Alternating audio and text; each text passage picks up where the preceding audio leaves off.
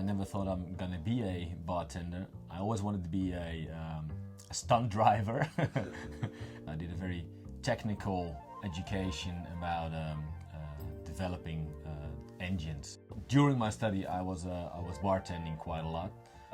Then a internship in Germany with Porsche, and I thought, yeah, let's go for it. I mean, that sounded so exotic to have such a brand working there, so I didn't have to think about it and just went for it.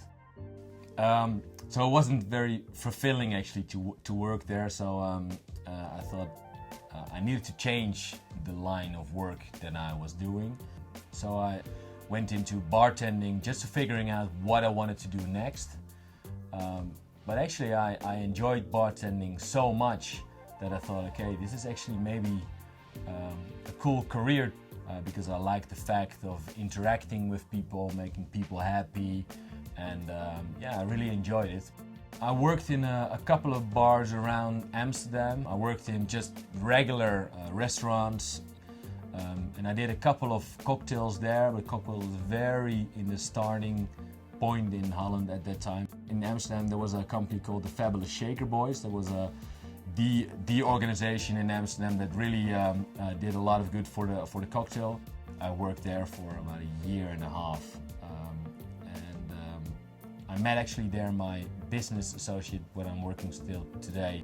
So I met Misha at the Fabulous Shaker Boys. We wanted to do something together, but we knew that we needed to lay low for like a year because of a contract and permits and all those kind of things. And then after that year, we just started up the business.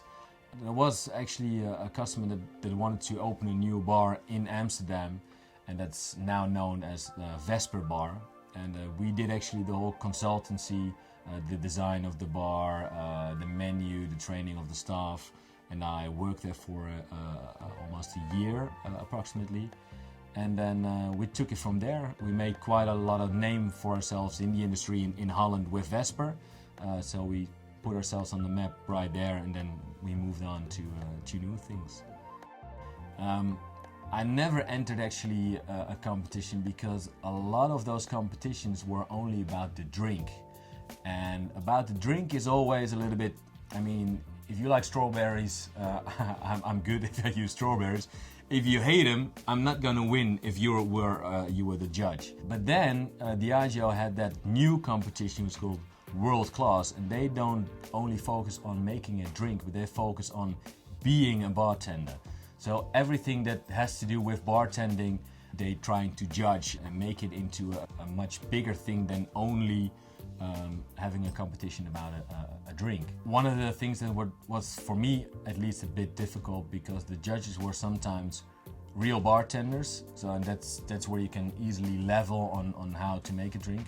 But also sometimes the judges were more consumers actually, so you have to make both of them happy at the same time, which is difficult to be honest. But fortunately I beat my competitor, and then I could go to Rio, and that's where the heat was really on because that was really a heavy competition. I think you had 4 challenges that you can really practice on, and then you had, if you went through, then you had another 4 challenges. And we had the Bollywood challenge, which was very cool because you needed to have a lot of theater in your presentation, which was cool. I think you had to do a ritual serve, so a bottle or to make a whole ritual with a brand. So you had so many different aspects of bartending. We also had like a knowledge round, you had a tasting, and then when you went through, there was a speed challenge, which was really cool actually.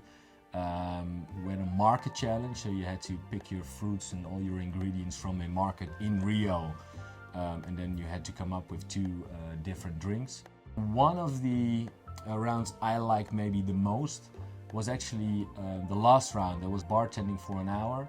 All the judges, they were just floating around and just in a real like bar atmosphere, coming to your bar, just ordering drinks, sometimes maybe asking difficult questions or saying, hey, make me something like this or like that.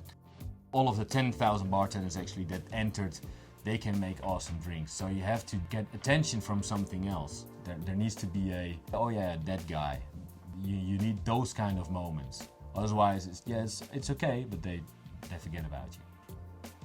I think simplicity is one of the keys to have a good chance of ending high, because a lot of bartenders, they were using so many complicated drink vessels, but also in their way of searching for ingredients, they were, I think, maybe taking it a little bit too far. When you're having a ingredient that is maybe very rare and difficult to find, you want to highlight the spirit and not the fruit you're actually using that is so exotic. Now, what's next after world class is a lot of things actually. It definitely had a push for my company. We're doing some things with Diageo in the Netherlands, but also international. I'm going to be also judging a couple of the competitions. I'm going to be there in Madrid. Hopefully I'm going to be there on the cruise, but I have to find out. If there is a little doubt in your mind as a bartender to not enter this competition, I mean, what it can bring you as a bartender in your personal PR, it's unbelievable. And the amount of people you get to know, how many doors are opening for you is enormous. So I really would recommend it to all bartenders that take their job seriously. This is the competition you have to go into. It's really worth the effort of doing, definitely.